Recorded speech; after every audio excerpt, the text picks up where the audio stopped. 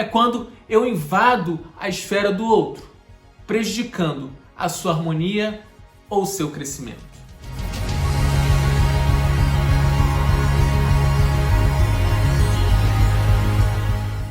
Ele é tão inseguro que ele só consegue se relacionar com uma pessoa que se submete ao seu controle.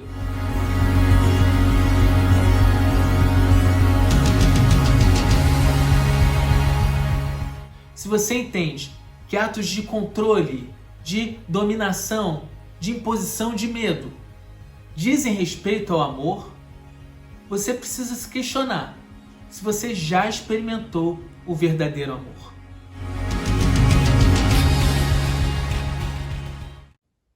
Olá pessoal, eu sou Daniel França e esse é mais um vídeo do canal Psicologia Integral.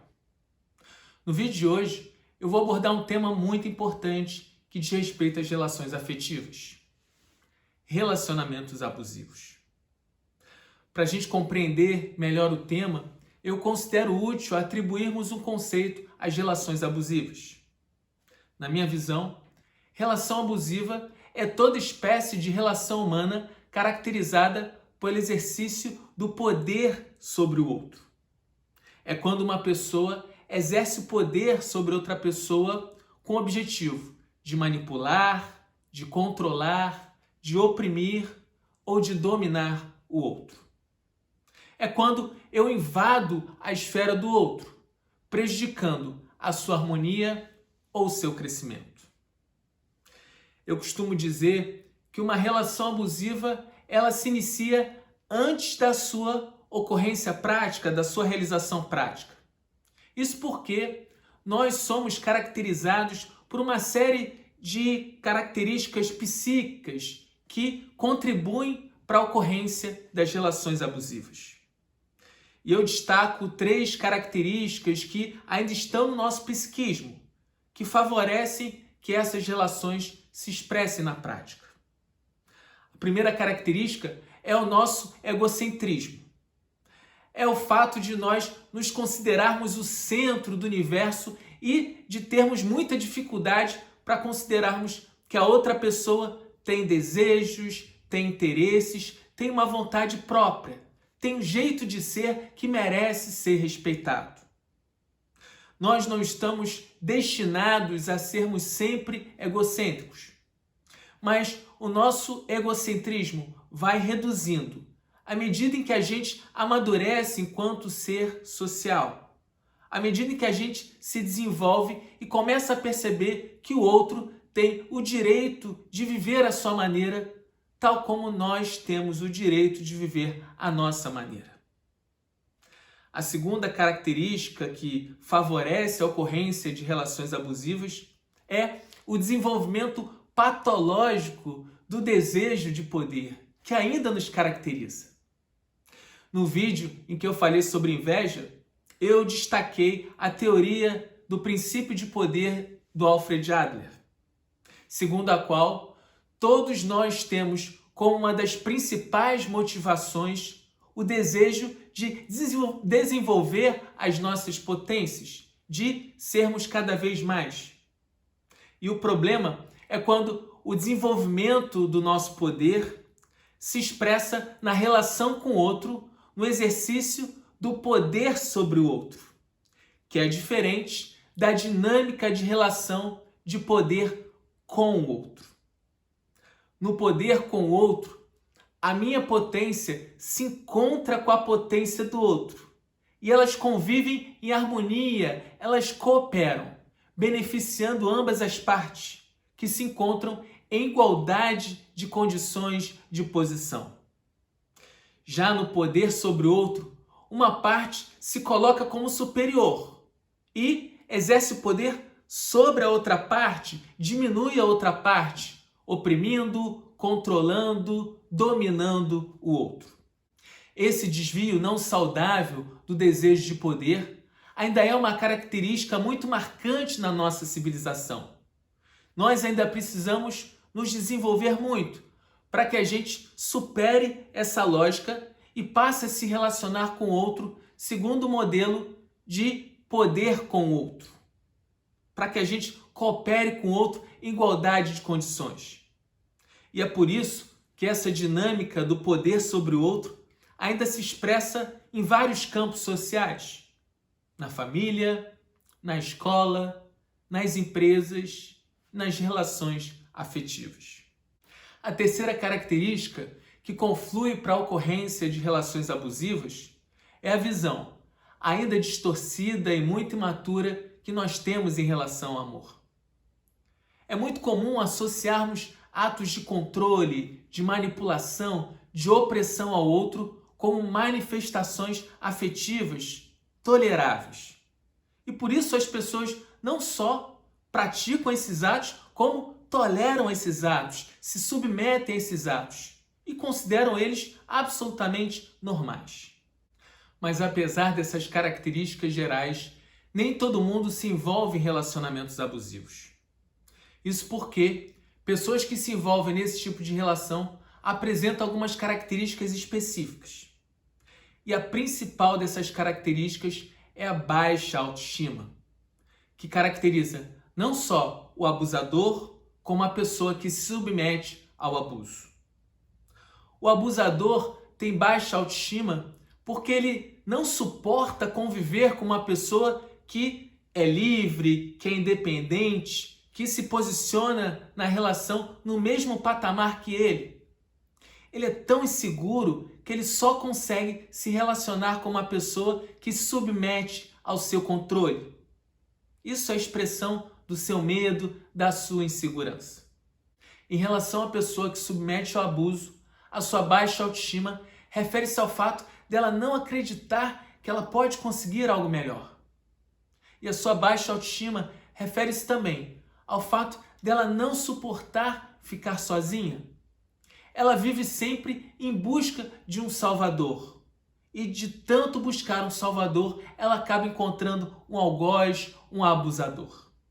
E dito isso, vocês podem me perguntar: Daniel, quais são as características que marcam uma relação abusiva? Em primeiro lugar, uma relação abusiva é caracterizada pelo ciúme excessivo, pela possessividade. A pessoa é tão ciumenta que ela quer controlar a vida do outro, as companhias do outro, para onde ela anda, com quem ela sai. Ela quer controlar também as suas redes sociais, o seu celular, o seu e-mail. Ela quer exercer uma vigilância total sobre a vida da outra pessoa. E além de exercer esse controle, ela costuma sempre atribuir a culpa aos outros. Ou ela diz que ela é ciumenta porque a outra pessoa não dá segurança, ou ela diz que não confia nas outras pessoas da rua.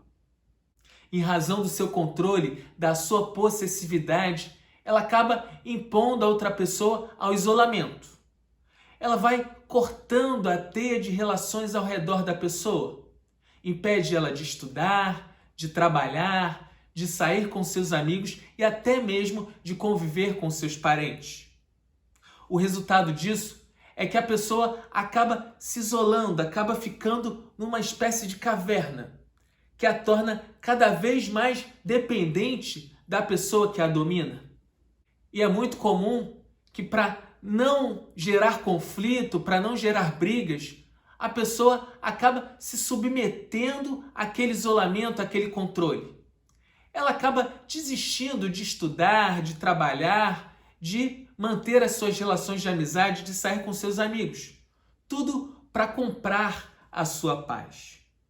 Uma outra característica muito presente nas relações abusivas é o fato do parceiro forçar a relação sexual sobre a sua parceira. Ele não considera que a outra pessoa tem desejo próprio, tem vontade própria e merece ser respeitada. Ele é tão egocêntrico, coloca o seu desejo, seus caprichos acima de tudo, que ele desconsidera o outro, trata o outro como objeto. Uma outra característica são as atitudes violentas, como quebrar as coisas dentro de casa, socar paredes, portas, podendo chegar até mesmo a agressões físicas em relação a outra pessoa. Após a ocorrência de uma agressão física, é muito comum o famoso ciclo do abuso. A pessoa se diz arrependida, diz que perdeu a cabeça, promete que vai mudar. ela trata muito bem a outra pessoa durante um período razoável. E após esse período de lua de mel, o controle, as agressões verbais e físicas tornam a acontecer. Além dessas formas mais ostensivas, mais veementes de violência, é muito comum nas relações abusivas a ocorrência de atos mais sutis de manipulação, como dar gelo na outra pessoa ou controlá-la através do controle do dinheiro. É muito comum também que a pessoa diminua a outra com o objetivo de baixar a sua autoestima. Ao mesmo tempo em que ela se superestima, ela diz que a outra nunca conseguirá alguém melhor. Isso tem como objetivo exercer o que eu chamo de dominação mental. Fazer com que a outra pessoa acredite que ela não é capaz de conseguir algo melhor. E ela se torna psicamente dependente da outra pessoa, uma dependência que é ilusória, que é implantada. E dito isso, vem a pergunta principal. O que a gente pode fazer para prevenir ou se livrar de relações abusivas? Numa relação abusiva, dominantes e dominados fazem parte de uma mesma equação. E eu considero fundamental que as pessoas reflitam se eventualmente elas não podem se encontrar em um ou em outro polo. No que se refere à prevenção, eu considero fundamental que as pessoas busquem desenvolver o amor próprio, principalmente no que se refere à autoestima. Desenvolvendo esse atributo, as pessoas se tornarão cada vez mais capazes de se relacionar com o outro em igualdade de condições, não temendo que a outra pessoa seja livre, seja independente, não achando necessário exercer o controle sobre ela. Mas é importante que esse desenvolvimento do amor próprio se processe conjuntamente com o desenvolvimento da empatia, do cuidado, da alteridade. É importante que a pessoa considere que o outro tem o mesmo direito que ela, que uma relação é uma troca e que ela se processará com saúde se ambas as pessoas estiverem confortáveis na relação. Além disso, eu considero também importantíssimo que as pessoas aprendam a lidar com as frustrações. Isso faz parte da superação do egocentrismo. Nós precisamos aprender que ninguém veio ao mundo com o objetivo, com a missão de atender às nossas vontades, os nossos caprichos. Que as pessoas têm o direito de fazer o que desejarem e que numa relação afetiva saudável, a pessoa vem ao nosso encontro, se relaciona conosco porque ela sim deseja, porque é bom para ela. Além disso, é importante que as pessoas questionem a visão que elas têm em relação ao amor. Atos de controle, de manipulação, de dominação nunca podem ser associados a amor. Ainda no campo da prevenção, eu considero fundamental que as pessoas não abdiquem da sua independência econômica. Em razão de um resquício histórico do patriarcado que ainda nos caracteriza, é muito comum que os homens proponham sustentar as mulheres. E quando as mulheres concordam em serem sustentadas pelos homens, elas criam para si uma dependência econômica que pode se traduzir no futuro em uma relação abusiva, das quais elas podem ter muita dificuldade em se libertar. Além disso, é imprescindível que as pessoas não abram mão das suas relações com outras pessoas, com os seus amigos e com os seus parentes. Mantendo a sua rede de relações, a pessoa tem menos chances de se tornar afetivamente dependente do outro. E por fim, ainda no campo da prevenção, eu considero fundamental que a pessoa desenvolva a sua autoestima, que ela adquira a capacidade de gostar da sua própria companhia, de ficar só quando for necessário. E dito isso, vem outra pergunta. O que eu posso fazer para me libertar de uma relação abusiva? O primeiro passo é reconhecer que se encontra em uma relação abusiva. Eu costumo dizer que dialogar com o outro é fundamental, mas nesse ponto, nem sempre o diálogo vai surtir efeito. é muito difícil que a pessoa abusadora reconheça que tem esse comportamento. E se ela reconhecer, eu considero importantíssimo que ela busque ajuda profissional, que ela busque fazer terapia. Isso porque o comportamento abusador, dominador, é algo tão enraizado que ele é muito difícil de ser superado por conta própria. E por mais que a pessoa prometa que vai mudar, ela dificilmente mudará sem um apoio profissional. Se a pessoa não mudar, e dificilmente ela mudará, é importante que você planeje a sua saída da relação. É fundamental que você converse com amigos, com parentes, que busque apoio de pessoas que possam te acolher e te proteger nesse momento difícil. Se você tiver filhos e hesitar em sair da relação em razão dos filhos, esse é mais um motivo para você sair da relação. Isso porque submeter aos filhos ao convívio de pais que se relacionam de forma abusiva pode causar um estrago psíquico enorme na vida deles, no futuro deles. Eles podem considerar isso natural e passar a ter relações abusivas no futuro, seja como abusadores, seja como pessoas que submetem ao abuso. As agressões físicas nas relações abusivas podem advir tanto dos homens quanto das mulheres. Mas as agressões praticadas pelos homens são muito mais graves em razão da força física dos homens. E porque muitas vezes essas agressões acabem resultando na morte de mulheres. Por isso é importante que elas busquem o apoio jurídico que está disponível a elas.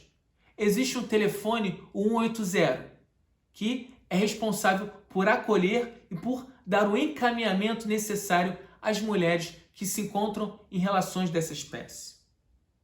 E se a pessoa conseguir se libertar de uma relação abusiva, é imprescindível que ela invista na prevenção, que ela busque investir na sua autoestima, na sua independência, para que ela não recaia novamente em uma outra relação abusiva no futuro. E dito isso, eu considero muito importante deixar uma mensagem final. Se você entende que atos de controle, de dominação, de imposição de medo dizem respeito ao amor, você precisa se questionar profundamente se você já experimentou o verdadeiro amor. Porque o amor é composto pelo que eu chamo de magnetismo espontâneo. Ele é permeado pela liberdade e pela amizade. Ele promove harmonia. Ele promove paz. Ele permite que a pessoa viva as suas experiências que vão lhe proporcionar crescimento. E ele aguarda que a pessoa retorne espontaneamente, porque deseja retornar, porque gosta do seu convívio, da sua presença, da sua companhia.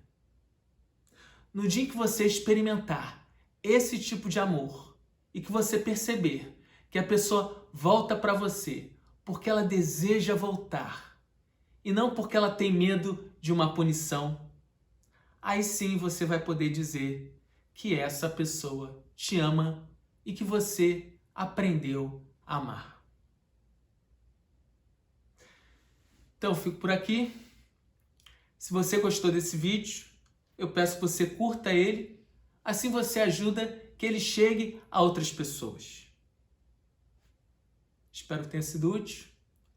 Até o próximo vídeo.